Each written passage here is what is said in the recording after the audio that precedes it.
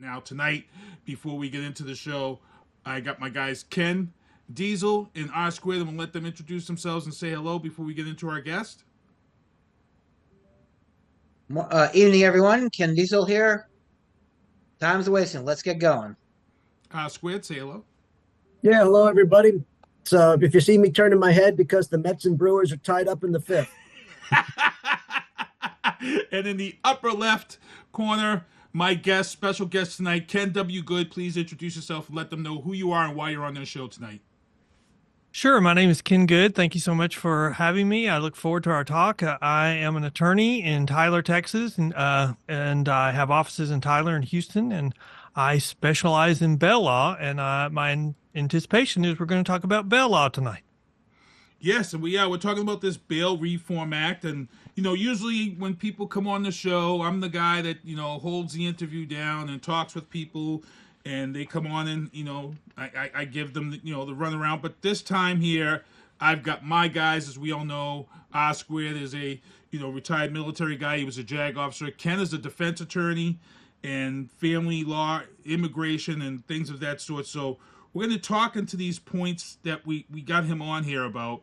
And I'm going to let you discuss this first. I'm going to let you open up first, Ken Good, on this bail reform and things that you wanted to bring forth in this study that was published back in May of 2022 out of Drexel University. I'm going to let you get into that, and then I'll let these guys get you with the questions and stuff.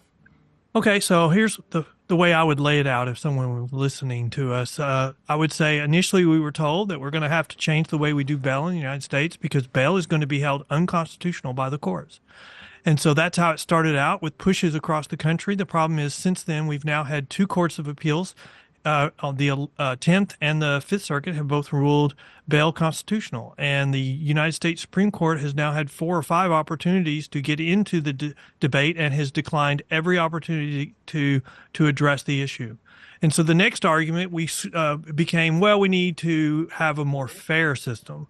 And so we shifted the arguments from whether to change from something that's unconstitutional to something that's more fair. The problem and what we're finding is these, what I would call bad bail reform changes that have been made across the country have done substantial damage to our criminal justice system because the reality is there's nothing that reaches the same level of appearance rate for defendants who are bonded out of jail than the private sector. Everything else has a substantially higher failure to appear rate that causes cases to be delayed, and that causes criminal justice to be backlogged and justice to be denied. What we're finding now is that we're having a debate over the debate. We're having this argument about whether crime is increasing. You can look in our urban areas. You can look at New York, where they've now rolled back bail reform 3 times, and you can look in California, where we've had DAs that have been, they've been put out of office, and they have petitions for removal and that have passed. And you see where stores are closing because they can't withstand $25,000 a day of shoplifting. And now you're seeing even worse. You're seeing commercial property values dropped. You've seen there's a building in an example in Minnesota where buildings sold for 10% of the value from 5 years ago. In San Francisco, they're selling for 30%, 50% of the value from 3 years ago. So these bad bail reforms are a green light to commit crime. Crime is going up. We're seeing the ramifications of it, the effects of it across the country. And now, the only defense that we're seeing from one party is, oh, well, you don't believe that. And you're now seeing studies come out where one study says crime is going up, and then you see another study that says crime is going down. And I would argue it's because the people who supported those changes are advocating, or they're putting out these reports that are not based on any fact, and they're not based upon numbers that we have historically used in our criminal justice system, and they're just made up. And the public can look with their own eyes and say, in New York, in L.A., crime is increasing. When the NAACP in Oakland, California, calls for a state of emergency on crime, then crime is going up. And so I think we're seeing the wheels come off of the bad bail reform movement as people are waking up and seeing that they're just being sold a bill of goods. And we're seeing rollbacks of these bad bail reform measures being done across the country. Ken, you're a defense attorney. I mean, you deal with bail quite a bit. I'm going to let you. Yeah, Ken Diesel. I think we need. I think for Rob, since to one word, and of course our guests are familiar with the criminal justice system, but I think we need to explain to the general public what exactly A is bail and B what is it supposed to do. Well, And I think Ken, why don't we talk about a lot for? Why don't we discuss? Let's define what bail is and what is this supposed to do? Is because a lot of people, and they're wrong, conflate bail with a penal sentence, and they're not the same. well, bail dates all the way back to, before the Revolution. It's part of the common law that came with us when we came over from England. It dates all the way back to the Magna Carta. And at one point in the United States, the bail system was if you were the surety for someone and they didn't show up for court, you took their place. That was for a very short period of time, and then we changed it to a financial guarantee. And ever since then, we're guaranteeing a court a financial amount of money if the defendant does not show up for court. And so it doesn't have anything to do about guilt or innocence. It's what assurances are you giving to the court that you'll return to answer the charges. I always like this. I always like to define it to my layman friends as this is a security deposit. Yeah. You do what you're supposed to do, you get the bail back. A lot of people don't realize that. Believe it or not, there are a number of people think that they don't get the bail back after the case is over. Well, it depends on what it is. If the private surety has posted a bond, they're posting a promise, so there's nothing to get back. It's if you don't perform what you're supposed to do, they pay something to the county. But if it's a cash bond, then you're putting up the full amount of the bond, and Right. if you go and appear for court, then you get that back. But what's available, like in Texas, it's personal bonds. In New York, it would be released on no bond. California would be released on zero bail. Those are all examples of simple release mechanisms where no one's giving anything. It's just a promise that you'll show up, and that's what's causing problems. Yeah. It's also there's another type of bond. I don't know if it's in Texas. We call a surety bond in Massachusetts. Well, yes, that's the private industry is a surety bond. Yeah, well, we just said if you don't show up, you owe the court $1,000 or $500 or whatever. Because yeah, but in Texas, you can only be a surety if the sheriff approves it or if you're licensed by a county agency. Right. We don't have that in Massachusetts. And why don't you go into the fact is what is, again, we've already discussed that the only thing you're doing there is to guarantee the body in the court at a particular time and a particular date. Well, the reason why it's so important is our criminal cases, as you well know, are very different. You can't go forward with their case except in very limited situations, like the trial has already started, without the defendant being present.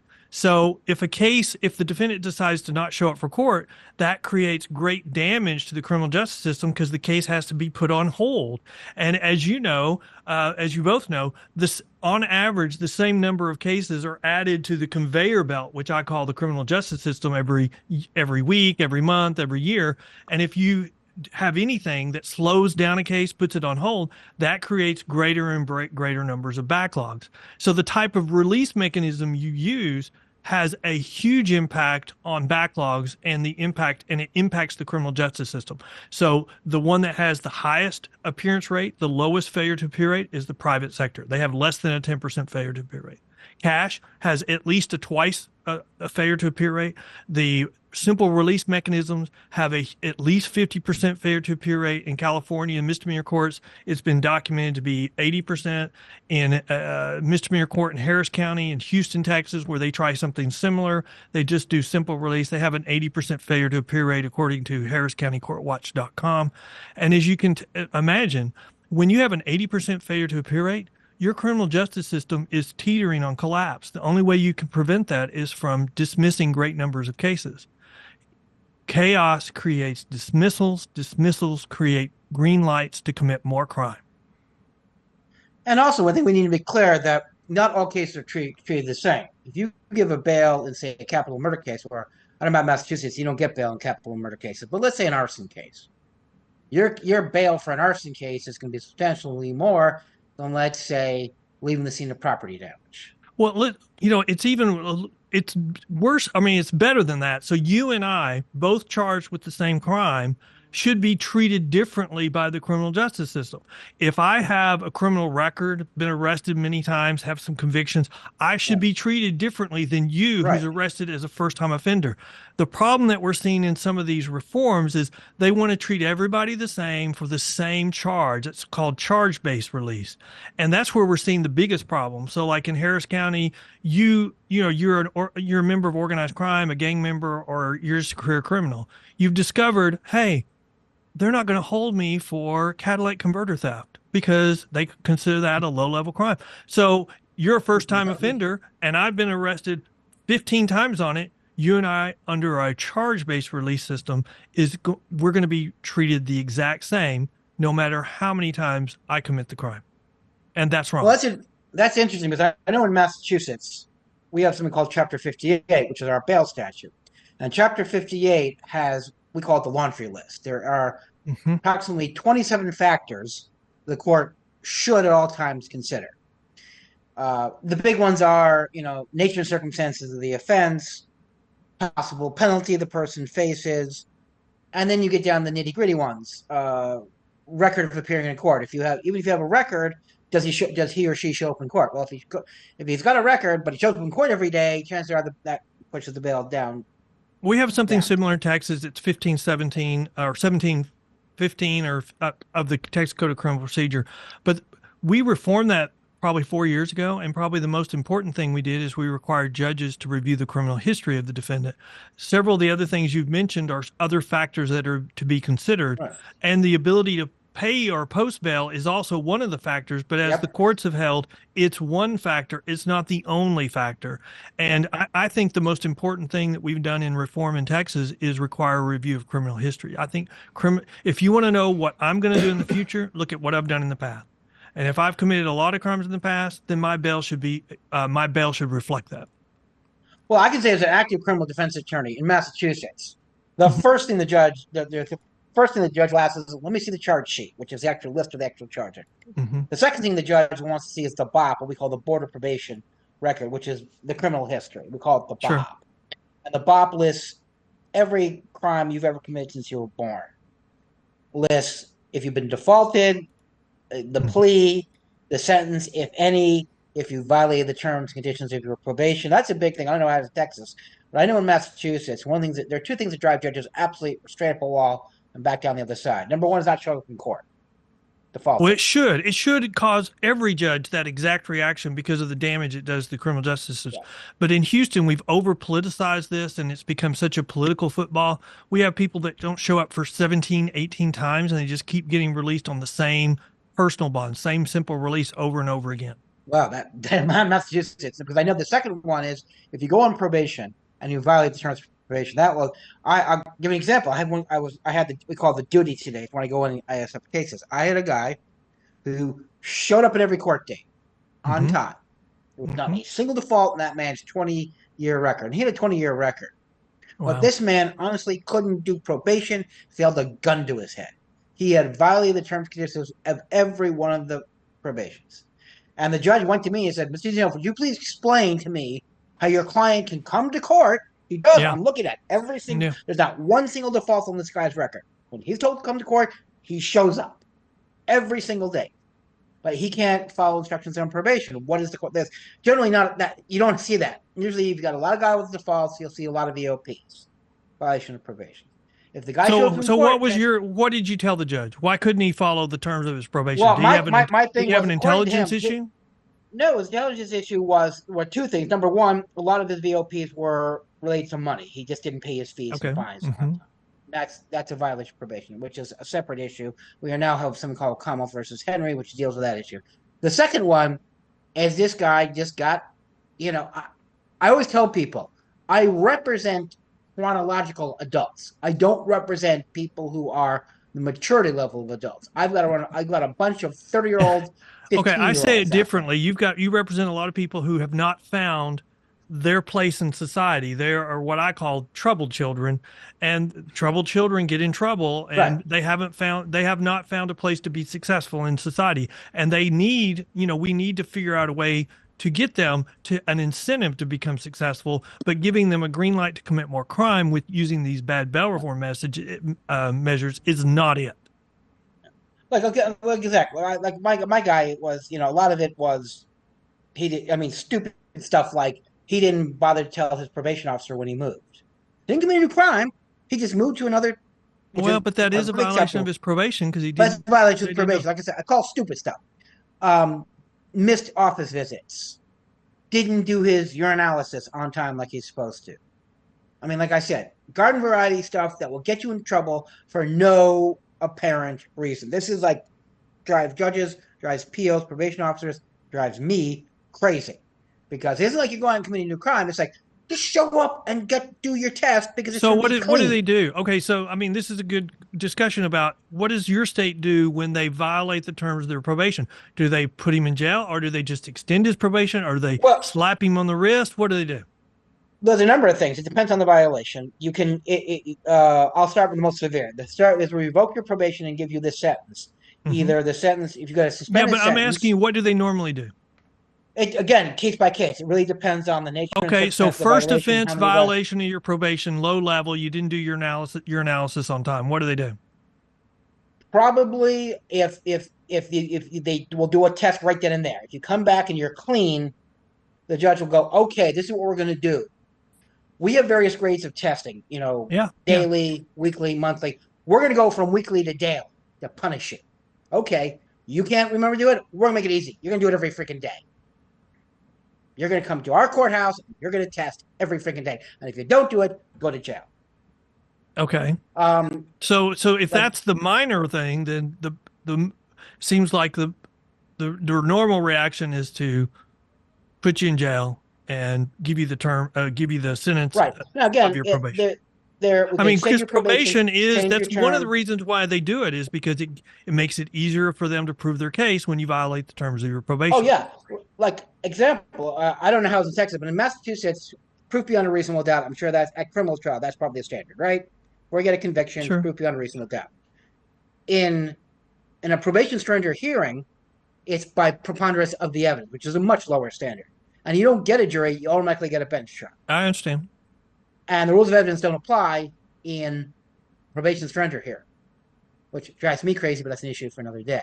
So it's a lot easier to stick you in jail if you violate the terms of your probation. So, but going back to what we're here to talk about. So do you find do they have simple release mechanisms that they use in Massachusetts, like personal bonds or release on your own recognizance?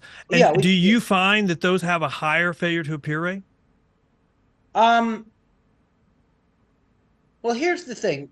Yes, technically. Well, only because there's more people getting out on PR.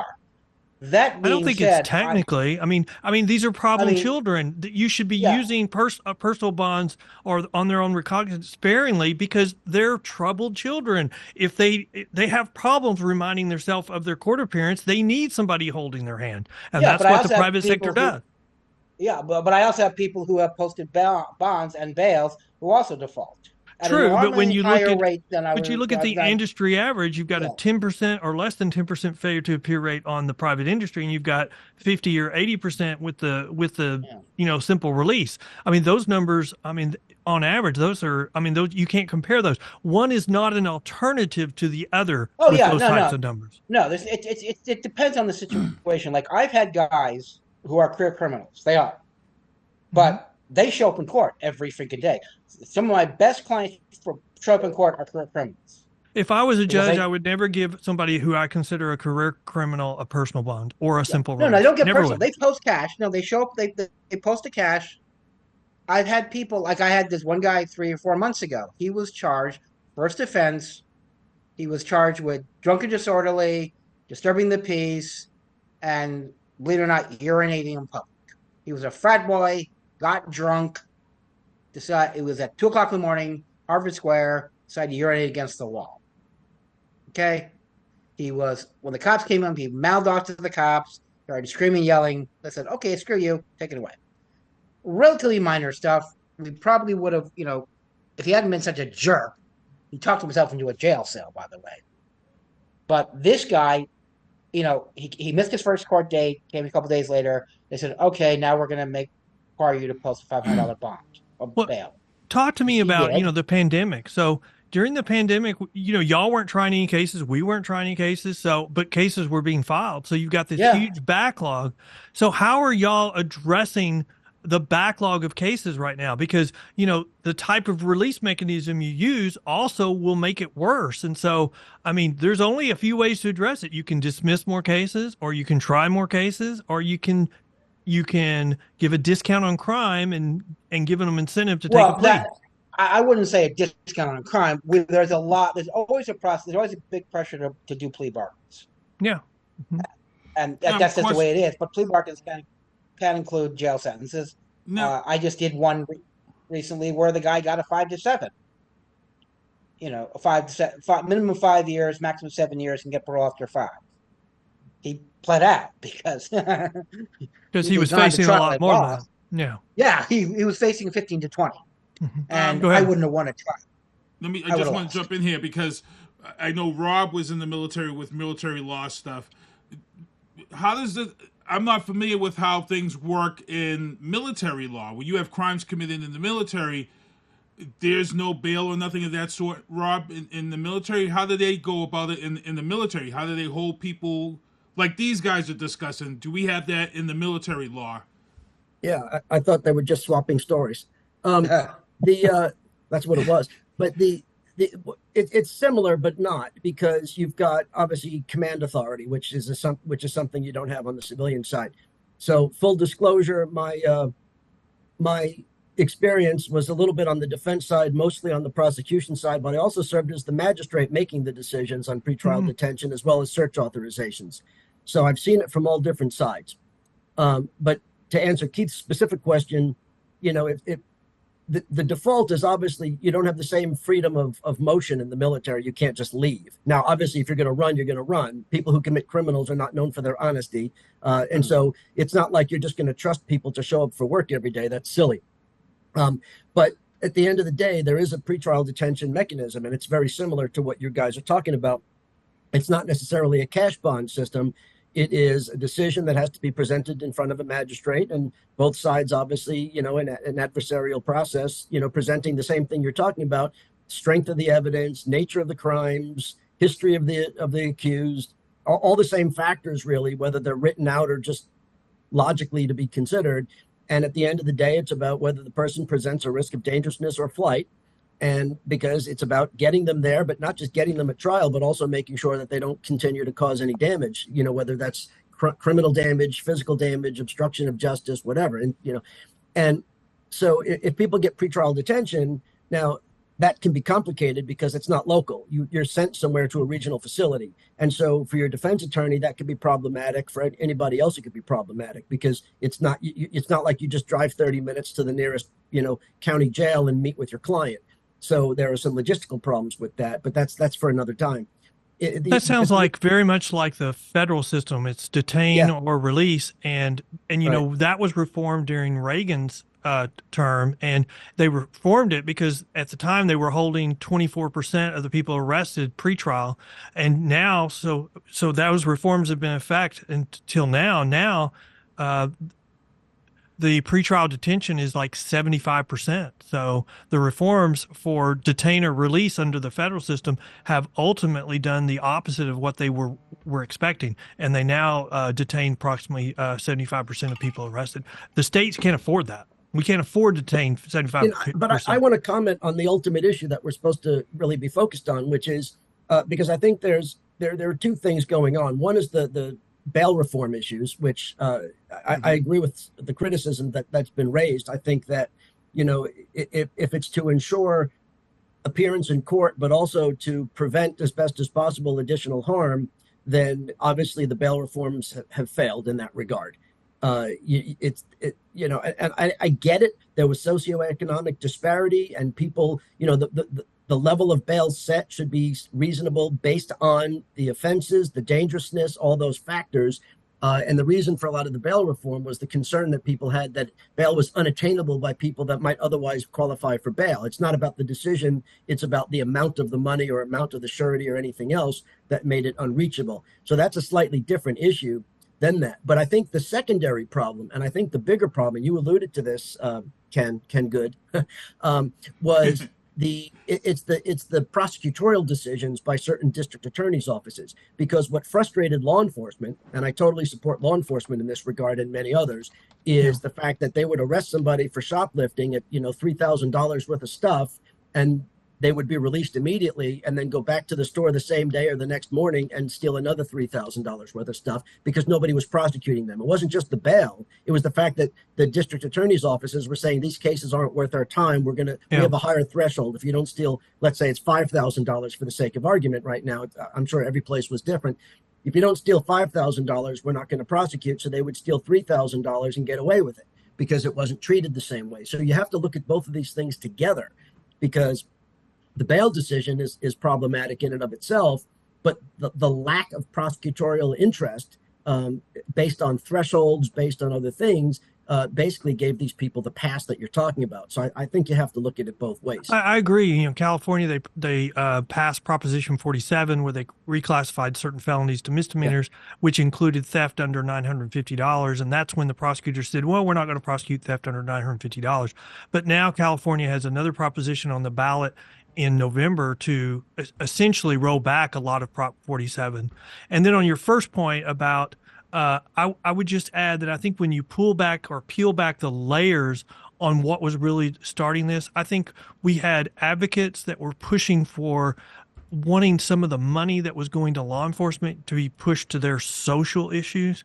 And so this defund the police movement really was, I think, a push from advocates wanting that money to be taken from the police, because that's the biggest budget item for a county, and then put into social issues. And that's what happened where they were defunding the police. They didn't save that money. It was spent on other social issues. And I think that was the real motivation from the beginning. Yeah. I mean, a combination of things, right? Every community, it's A, B, C, D, and some of them were more A, B, others were more C, D, but you put it all together, and these were some of the problems that you can look at as a whole, and each community was a little bit different in how they approached it and what their motivation was.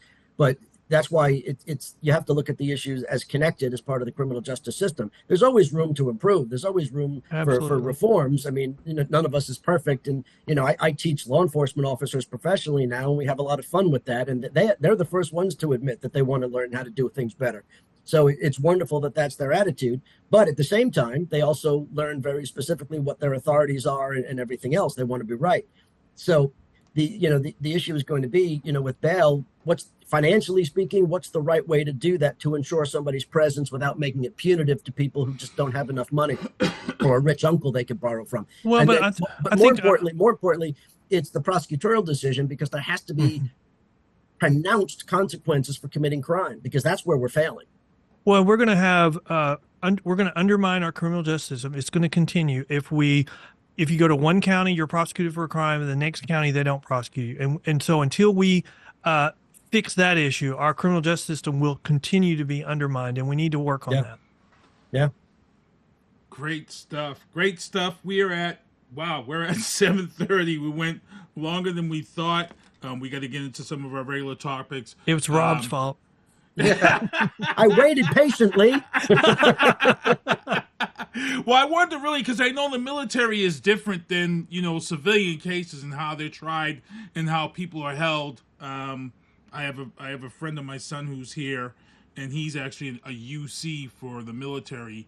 And, I know there's a lot of things that goes on behind the scenes in the military that are just horrible stuff. So I know that the case log is full.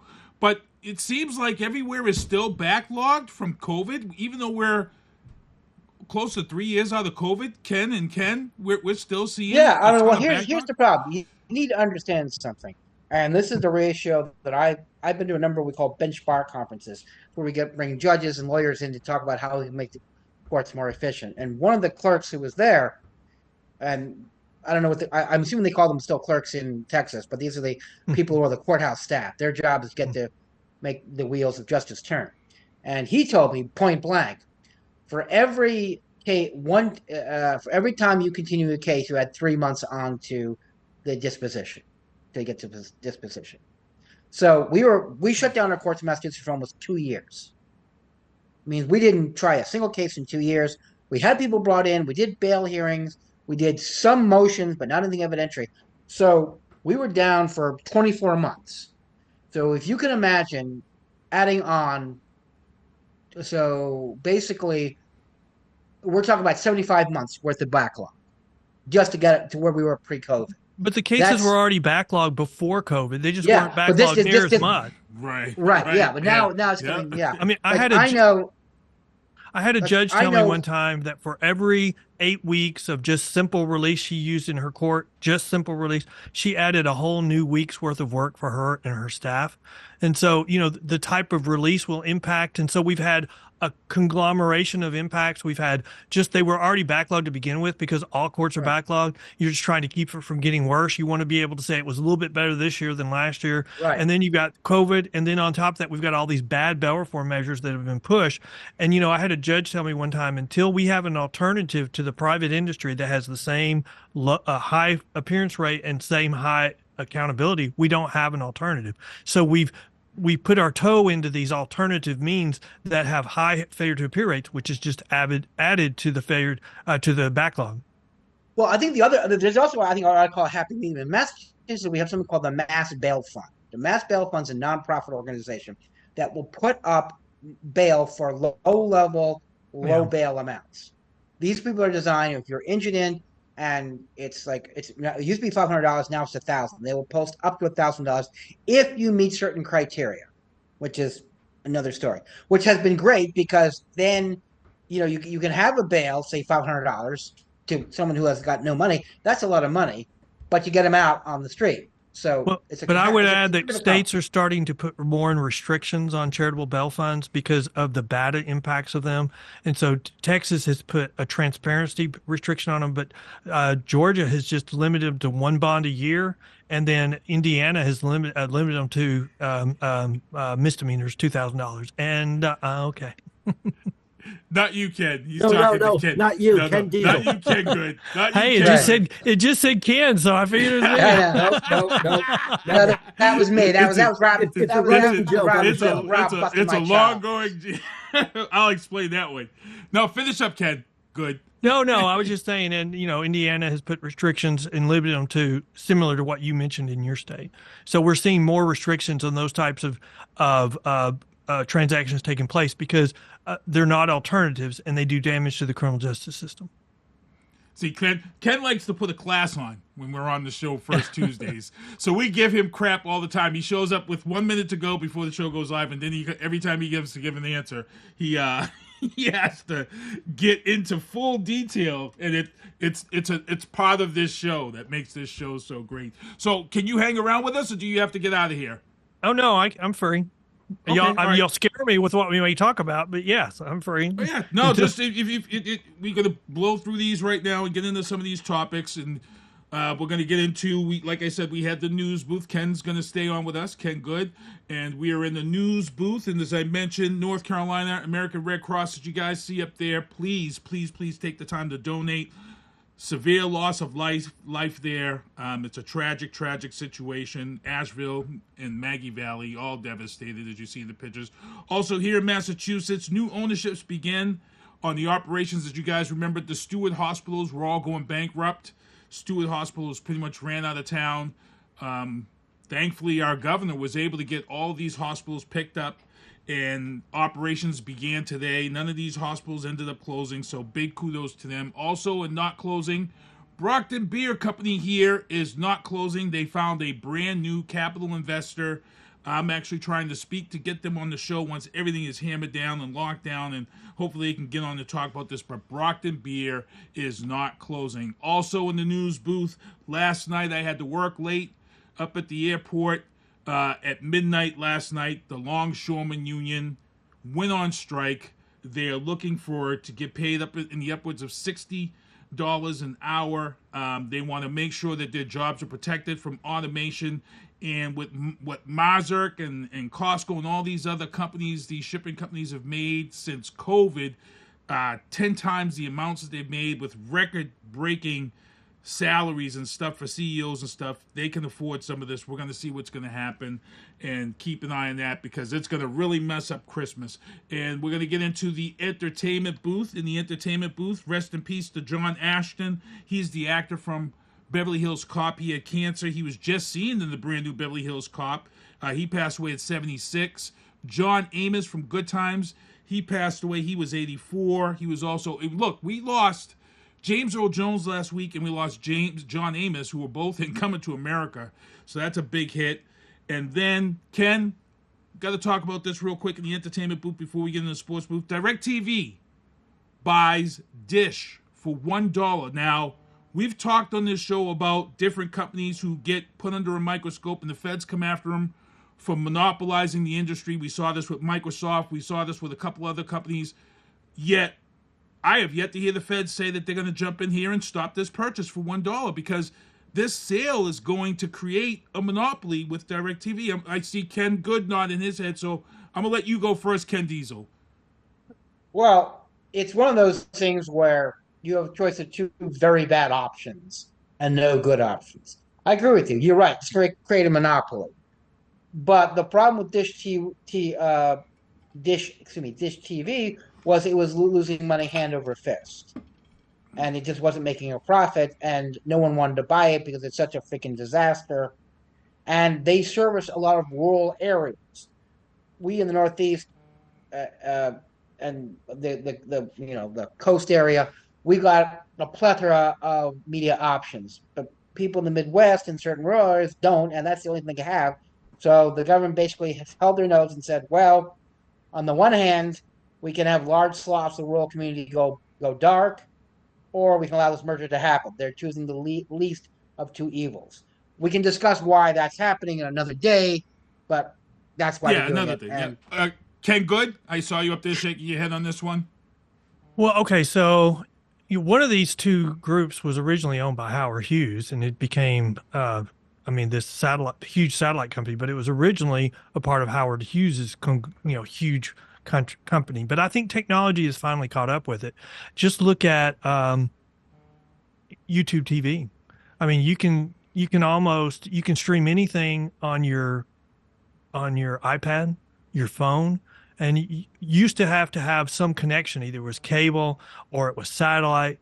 Now you just need an internet connection. You can have a Wi-Fi connection. So there's a reason why they're bleeding money left and right. It's because technology has caught up with them and passed them, and so you no longer need them to access the programs you want to watch. I would say we're going to see more and more consolidation, and I would say it's not going to be very long before the public will no longer remember Dish or the other company because they're going to be passed by technology. Just like cable and Starcase when we were younger. Go ahead, R-Squared. I was just going to say that's a good point because they may be consolidating where it would appear to be a monopoly, but when you look at the market share, it doesn't pose the risk that monopolies traditionally pose because nobody's using their services anymore. That's the reality of it. So what you're saying, Rob, is pretty much dying technology.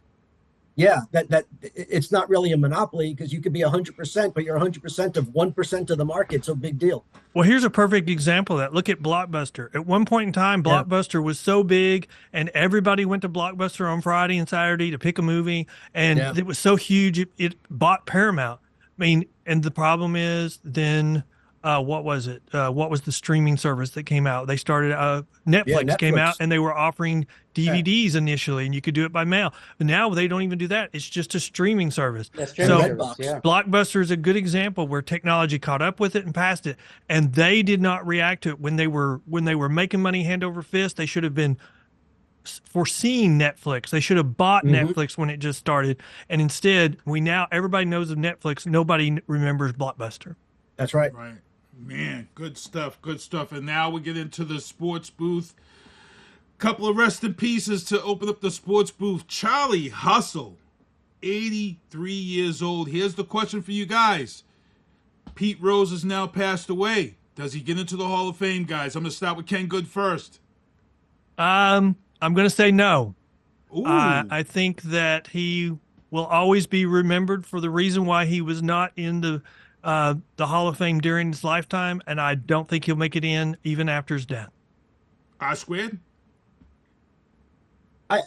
I guess I would have to lean towards that he's not going to get in, because I think the position of Major Wow. League Baseball was, even though in recent years he finally admitted to what he did, he spent so many years denigrating MLB and denying it, that I think the damage is too much. And so, yes, based on pure stats, and there, he would have been a shoe-in. And there are certainly people with asterisks next to their name, and other people who should have an asterisk next to their name because of, using a substance or whatever allegation, and some of them are in. But if Rose happened 30 years later, who knows what would have happened? But he was the original bad boy, and I just don't see MLB changing it. Ken, defense attorney? One, a disclaimer: I hated him when he played. I hated him when he was a coach. But he should belong in the Hall of Fame, regardless of what he did. He shouldn't be kept. The Hall of Fame is what you do on field, not what you do off the field. But people forget. We remember, people like us who are old and decrepit remember Pete Rose, but there's a whole new generation of sports writers who never saw him play, who weren't alive when he was playing, and don't appreciate what a magnificent player he was. And I hate this guy's guts. So I think the fact is that when the writers get together, the sports writers, America get together, there are going to be less and less people who remember him as a player and don't remember the history, and they're going to be split between voting for Pete Rose or whoever the newest guy is. They're going to take that. I think his window was shut a long time ago. That being said, Shoeless Joe Jackson, who, remember, was found not guilty in the box sack scandal, is not in the Hall of Fame either, and he's another guy who belongs there. But how many people know who Shoeless Joe Jackson but I would is? say Shoeless Joe Jackson has a greater chance of getting in the Hall of Fame now than Pete Rose. Well, yeah, I agree with you, just from a history point of view. But again, he's not there, and he probably never will be there. And I think that's a crime. But that's my humble opinion. That and 250 gets it on the tee. Yeah, I'd like to see Pete Rose get in, but I don't think the writers are going to put him in there. They've been stuck on this forever, and it's going to stay that way. It's sad to say, but he did have the name Charlie Hustle for a reason, and I'm glad I was able to see him, play when I was younger at Fenway Stadium in Fenway Park. So it's good there. Also passing away in sports, Dikembe Mutombo, one of the first original big guys in those 80s and 90s era. Dikembe Mutombo, if you remember, he was one of those first guys in the Geico commercials with sports stars talking about no, no, no. He was loved by a lot of people. Brain tumor took his life. Again, screw cancer, 58 years old. It's tough. Also here, Patriots lost 30-13. No big surprise. The thing that pisses me off is that I've been talking about this horrible offensive no-time O-line for the last 2 years, which was why Mac Jones sucked here, was because the O-line sucked for the last 2 years. Now, everybody here in Boston, sports media and everywhere, are all talking about this horrible O-line in front of Jacoby Brissett. Well, guess what? This O-line is the same O-line that's been in front of Mac Jones, and now David Andrews, our main guy on that line, is injured. So you're gonna see the same crap. And hey, all you people out there who are talking about Drake May going in, you're not putting Drake May behind this line, so stop it. It's gonna be the same exact results. 2 seconds to release the ball, and he's gonna get murdered. Also in the sports booth, November 15th, it's definitely gonna happen. Paul against Tyson. Jake Paul, Mike Tyson. A lot of people here are saying that Mike Tyson's taking the dive. He's not. He's not taking the dive, and I'm going to stick by my prediction. My prediction is Mike Tyson's going to knock Jake Paul out. And why is he going to knock Jake Paul out? Is because both these guys are invested. And Jake Paul comes from a entertainment industry where he makes his money off of things going viral. Mike Tyson knocking Jake Paul out is a win-win for everybody. Why? Because Jake Paul loses, and all he has to say is, hey, I got knocked out by the GOAT. Mike Tyson, he keeps his legacy. He doesn't have to take a dive, and they're all going to make money off it. All three of them, Paul, Tyson, and Netflix. So my prediction is I think Tyson's going to win this with a knockout, and they're all going to make money. You guys want to give a quick prediction on this fight? I'll start with Ken Diesel down below. I think you said it all. Nothing else needs to be said. Squid? Not going to watch it. Ken Good? Well, I think it's interesting that we're kind of in this period where we're bringing back the old legends for, one final fight, and it's because of the amount of money that's available now versus the amount of money that was available when they were fighting. It's just a dramatic change. And I think, I mean, I understand the incentive, but I'm not really sure that uh, they should be taking those incentives. So I agree with what Rob said. I won't be watching, but I wasn't a boxing fan to begin with. All right, let's get into the legal booth, and we're going to break this down here. As you guys all know, Puff Daddy has been arrested. He's in jail. He got off a suicide watch, which was normal. His lawyers are explaining. I talked on this show last week, and they said, be very careful how you talk about this case, and be very careful how you associate people with this case. Ken's a defense attorney. Ken Good and R Squared are both lawyers and bail guys. Here's the thing, people. There's no doubt that Diddy is a swinger, number one. Number two, if he brought people in against their will or brought minors across state lines against their will, rightfully so. He should do his time. He should go to jail. He should rot in jail.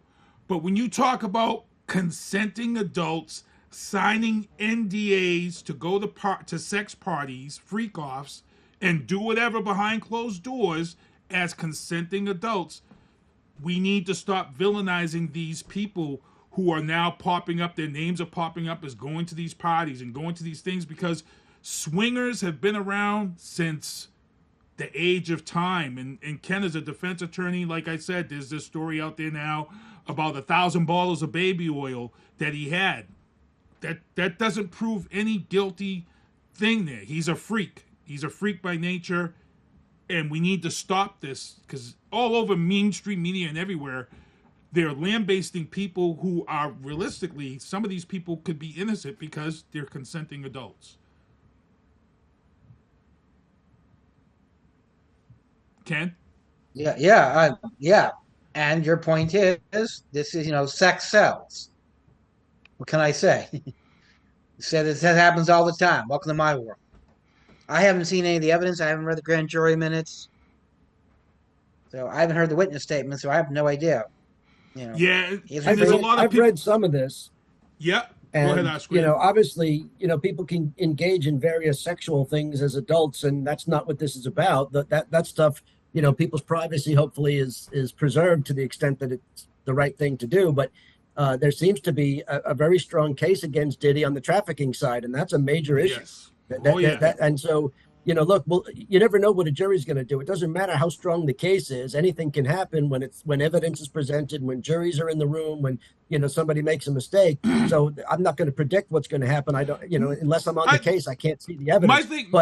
From what I've read, it just seems like there's a strong predicate to bring this case forward. Exactly. But my main thing is the media. My problem is the media right now. The media are painting pictures of people who've gone to these parties as being part of these, all of a sudden now it's guilty by association. You know what I'm saying? I don't know if you understand. That's because it's Jeffrey Epstein Part 2. They're just playing off of the same crap. There you go. Well, but I think there's a good point in what you're saying, Rob, because I think this is an example where society has kind of changed since all this took place, because it's been going on for many, many years. We've now entered the Me Too movement, and we now look at these, even if there are NDAs, we look at those in a different light now. I mean, you've got people that are so paranoid right now. You've got Ashton Kutcher coming out in an article yesterday saying he's worried about being betrayed by P. Diddy and being thrown under the bus to get out of jail. You've got reports today that there are people shopping around a video of P. Diddy with another large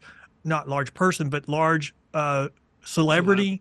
And so all of these things is going to turn into a Me Too circus like you have never seen. When you get money of this amount involved, you're going to have people filing suits and people that may have signed NDAs that are now going to say, oh, no, this happened to me and I was not consenting.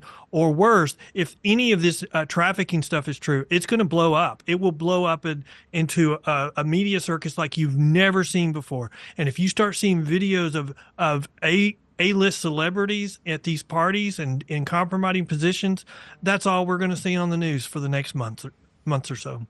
Yep. And but here's the thing you need to understand. there is no defense of consent with anyone who is under the age of consent. And that's going to be the big problem because, the argument is some of these girls, and I'm not justifying it, who are below the age of consent, who look like adults, go to these parties knowing what's going on. And some guys there who is stoned or drunk is not going to know the difference, not checking IDs. Not that that's excusable and certainly not legal, but that's what's going to happen. But a lot of these people all of a sudden going to pop up and say, "Oh, I was trafficked." Well, And I but do look at also, traffic you're going to see like in the comedian case with Bill Cosby, if their case starts falling apart, they'll start bringing in people from previous incidents, even if the statute of limitations is expired, and they'll try to just put up a whole bunch of number of people that say it happened, and which is normally prejudicial, and you can't do that. But in the Bill Cosby case, the judge allowed it in, and the Court of Appeals said, no, you can't do that. It's too prejudicial. And so, I mean, look, when you get into the heat of the battle, you probably know it more than anybody can, that if a prosecutor gets cornered, it is a rare prosecutor that's worth their weight in gold that gives you the benefit of the doubt. You more often than not will see prosecutors that are willing to cut corners, do things they might on further reflection have second thoughts about, but they want the win because that's what gets them progress in their office. No, say it ain't so. I mean, prosecutors cut three corners get win to further their career. Well, I thought you were serious for a minute, and you were calling me a liar. Gambling going on in this establishment. Not in my practice. And these guys touched on it, but 100 people have now come forward. 100 people now filed a suit. They've got the same guy, the same attorney that handled the Astroworld suit. So we're going to see what's going to happen here. Let's get into Biden bombshells. We're at 7:55. The vice presidential debate is tonight at 9 p.m. People, like I said, it doesn't matter what side you're on. We always say in this show, be informed. Don't sit around here and throw around TikTok stuff as sources and proof. Get the information you need. Watch your debate tonight. I'm going to say this is probably one of the most important vice presidential debates that we've ever seen because this presidential race is so close, and either one of these guys can hurt their running mate with this debate tonight. So this is going to be a great one. Tonight on this network, they're using fact-checking by a QR code. So when they're having their debate, the fact-checking will be done by QR code. You'll be able to hold your... But here's the thing. The older generation and people, the majority of people who vote, they don't really know how to use a QR code. So this is really for the younger people, to be honest. You're not going to reach the older generation with a QR code. Most of these older people are going to be like, what the hell is that on my screen? Hey, but the problem is the fact checking has become so partisan. Look at the last debate with Trump and Harris. I mean, there were things that she said that was absolutely false, and it was not even fact checked or anything mentioned during or after the debate.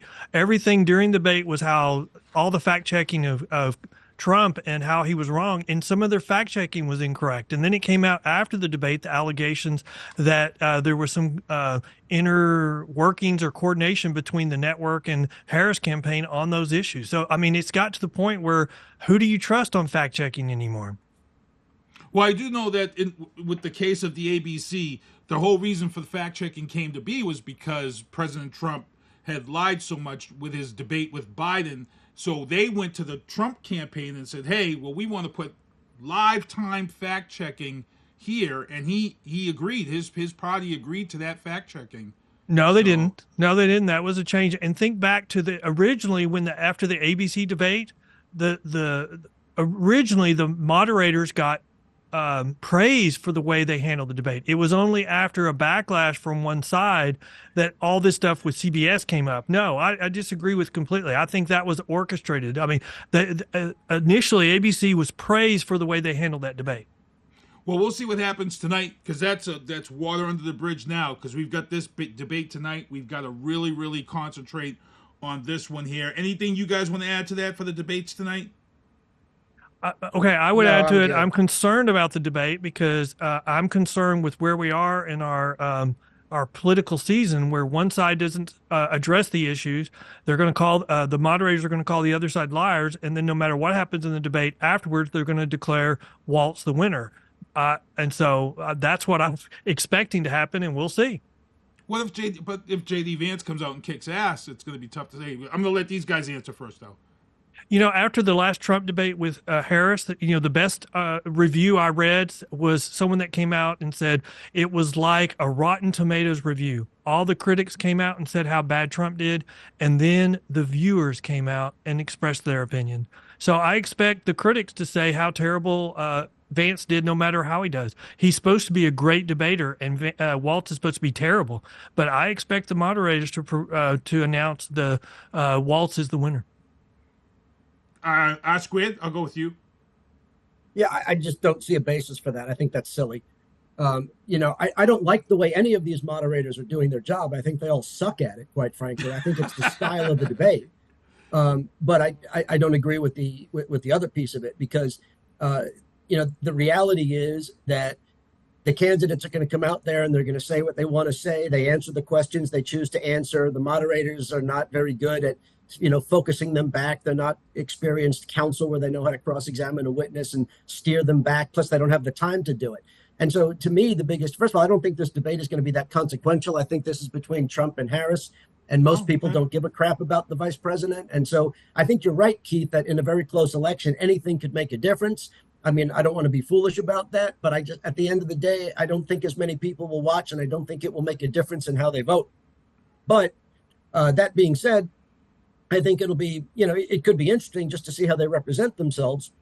They have very different records of their lives and their service and their viewpoints. And so if it's a substantive debate, now, if you go back and you watch over the different decades, and only a political junkie like me is stupid enough to do this maybe, but you watch clips of the debates between Carter and Ford, right? Reagan and Mondale. I mean, any generation, we're in a time that it's not even worth having debates anymore.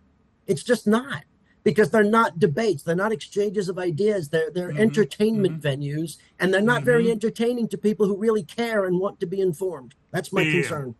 Bam! I would just add one thing, that when Waltz ran for re-election last time as governor, he was scheduled to do multiple debates with his opponent. He did so poorly on his first debate, he refused to have any other debate.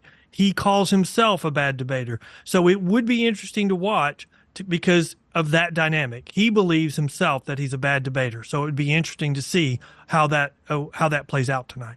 Yeah, we have three more serious topics to close out the show with. Ken, anything you want to add on this for the debate? No. Before we get in? No. All right, these are big topics we really got to get into. First image of the 2023 image shot down by a U.S. stealth fighter. Government released photos. Hey, I get better pictures from my iPhone. The military turned in crappy photos of UFOs is inexcusable. But, guys, Middle East in the last few days have taken off. We just got to touch base on this. Netanyahu, he had said the Hezbollah leader who was killed when they bombed them was necessary. Biden backed that, but guess what happens? Iran has now retaliated with ballistic missile attack on Israel. I'm hearing that 99% of the missiles did not really strike their target. 1% did. They actually called out the U.S. and said, do not get involved. But Secretary of Defense Austin has called up the troops for deployment and to send them over to the Middle East for readiness. The proverbial crap has hit the fan in the Middle East. Squid, I'm going to let you go first on this one because you're the military guy. You actually served and know Austin personally. I'm going to let you talk on this real quick. Yeah, I mean, look, the problem here is that it's after 8 o'clock. We don't nearly have enough time to actually have a conversation about this. It would be hours just on this topic alone. So I'll just say this. Everybody and their cousin knew what Iran was going to do today, including the Israelis. They weren't fooled. They were ready for it. The Iron Dome worked. There was some assistance by the U.S. Navy in launching a few anti-ballistic missiles to help make sure that some of them didn't get down. There were no casualties on the no deaths on the Israeli side. And so to me, the important issue in the short time that we have is what comes next. Netanyahu is looking to, preserve himself, right? Because the minute he leaves power, he goes to jail, or that's the concern. And so, he's prolonging Gaza. He might prolong this. But at the end of the day, if he's fighting Iran, that's a whole different problem. And so I'm sort of interested. I saw some of the commentary today on various shows, where people trying to predict what comes next. And I think that's it, because based on what Israel chooses to do, target wise and extensive wise, does it end there, or does something else happen? But at the same time, let's not be fooled and think that it ends, because Iran has been fighting a proxy war for decades with Hezbollah, Hamas, and their other proxies in the region, not to mention their puppet regimes in Syria. And they basically took over Lebanon after the fall of the government there. So, it's not like Iran hasn't been, destabilizing the Middle East for, since the '79 revolution. So we're all already fighting Iran. It's just it's more of a Cold War. And just does the Cold War turn hot? That's the interesting thing. And I think, the behind the scenes action right now is what's critical. Well, I think what's really interesting is, as all these negotiations have been going on back and forth that have seemed to be fruitless, Israel has really done something that I've never seen before in my lifetime. In my 63 years, I've never seen where pagers just start going off and where radios start going off. And I mean, have a coordinated effort, and where it is so coordinated and made such an impact. I mean, you can now see a chart of all the leaders that were in charge of Hamas on October 7th when that happened, and every one of them have been killed. And I would say there's a plan in place. I would even argue that you could argue that what has been done was to bait Iran, and Iran has been not taking the bait until yesterday, and they took the bait today. And there's a plan for a reaction. And I think the most telling thing is when the Khomeini comes out and makes a statement condemning Israel, and then immediately goes back into hiding. So they're so concerned, they're so scared of what they don't know, that they think that Israel could even target him, and that their technology advantage is that great right now. And I would just say, beware the next couple of days, because Israel has a plan, and their goal is to not have this ongoing Cold War for the next 10 years. They're going to solve this problem. And if you heard what Netanyahu said today, and you were Khomeini, it should put your hair should be raising on your arms. You're on the back of your neck, and you should be like, oh my God, what have we done? That's what I was talking about. That Netanyahu is trying to bait Iran because it's in his interest to keep this thing going. And look, I don't disagree that it's in the world's interest to defeat Iran. I'm just saying, you're absolutely right. He is baiting Iran to do something to extend this, because he's probably doing it more for personal reasons. But at the same time, I don't disagree with the outcome. There was a poll out in the last couple of days saying if there was an election today, Israel, his election group would win outright. That's right. Ken, but here's before we get out of here? Okay, real quick, folks. I think all of you need to break out an atlas. For those of you who don't know what an atlas is, they were books with a collection of maps in it. Look at Iran and look at where Israel is. These two aren't getting into any war anytime soon. Why? Because they can't. They have to go through a half a dozen countries before they got each other. Iran has no strategic airlift capacity at all. They can fire missiles, but they can't do anything else. Israel has a very limited strategic airlift capacity. They could put boots on the ground in Iran, but they couldn't back them up. You're going to see a couple of missiles going back and forth. They've been doing that for 40 years. Nothing's going to change. I think the interesting thing is what's going on in southern Lebanon. Hezbollah was always deemed to be the A team. Hamas was always due to be the B team. So the idea that Netanyahu is doing this just to prolong, which is true, I agree with Rob on that, but I don't think it's the only reason. I think it wouldn't make a difference who was in the prime minister's chair.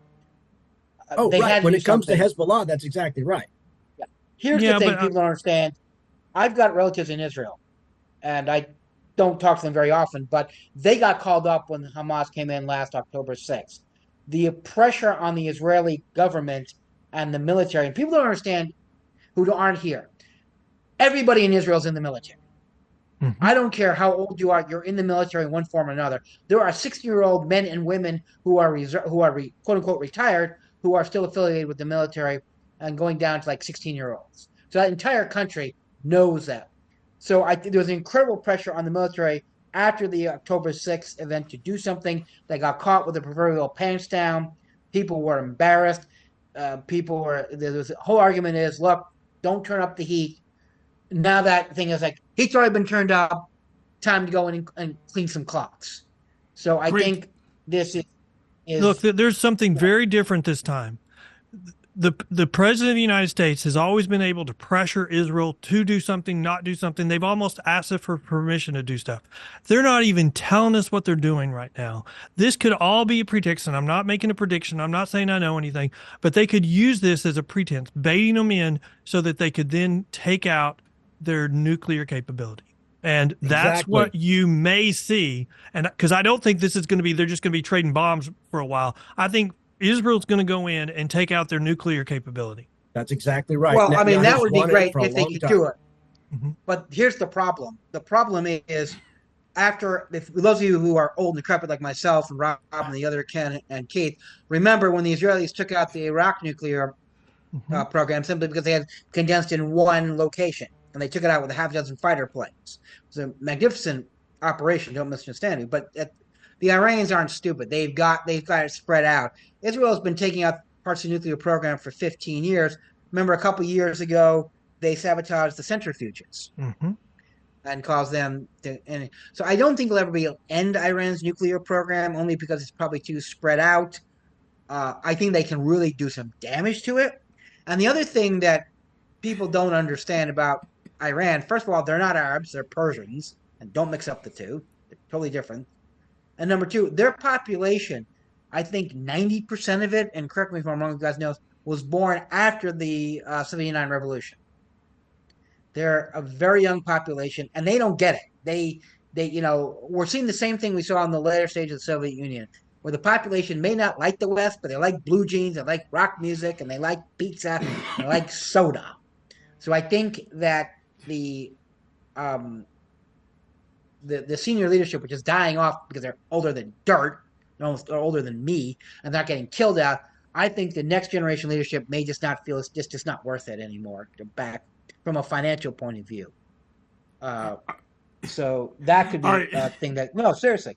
It's all No. anyone tells you it's all about the money. It's always about the Benjamins. I'm laughing because it's 8:10, and the guy who's telling us that remind us that we got to get out of here is again teaching class. So I gotta let well, you started it, pal.